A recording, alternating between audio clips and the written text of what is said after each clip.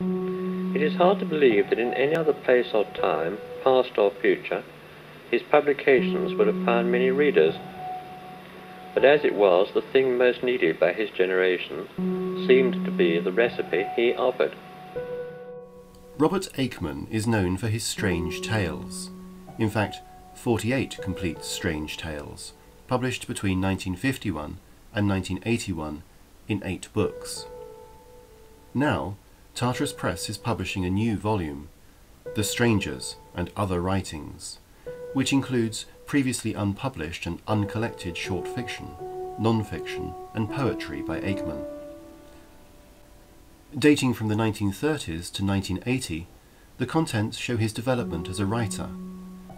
6 unpublished short stories, augmented by one written for broadcast, follow his fiction from the whimsical through the experimental to the ghostly, with The Strangers a fully formed Aickmanesque strange tale.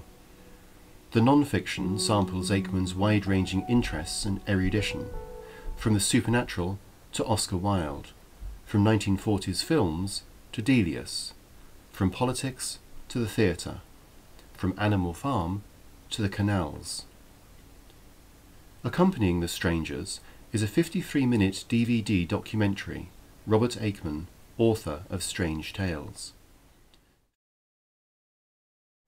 We Are for the Dark is a stunning collection of 6 fully formed examples of the strange story.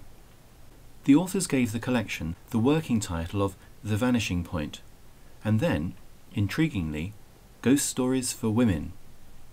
Aickman also decided to discard his pen name, Robert Vigo, before publication. But the question that has intrigued readers over the years is how much of a collaboration was it? 3 Miles Up was first published in Argosy as by both writers. But did they work together on the 6 stories?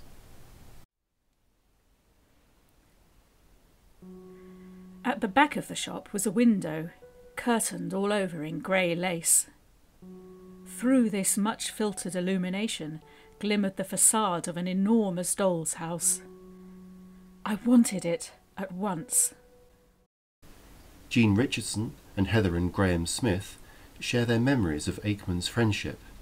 Well, one of the characteristics of Robert was his magnificent companionship, and how a perfectly ordinary event, an ordinary visit to a stately home or wherever, acquired a sort of magical patina. He was a very good companion, very good for outings and expeditions, and always got the very best out of it. When I met Robert, I had done a lot of variety of things in publishing. I was living in the Barbican, and it was an unlikely place for him to live in because, you know, he didn't really like modern things. Though most people would have thought it was a lovely flat, he hated it. And he said that he couldn't write there. So when I got to know him, he did in fact come round and write in my flat. And writers Jeremy Dyson and Reggie Oliver evaluate Aickman's literary legacy.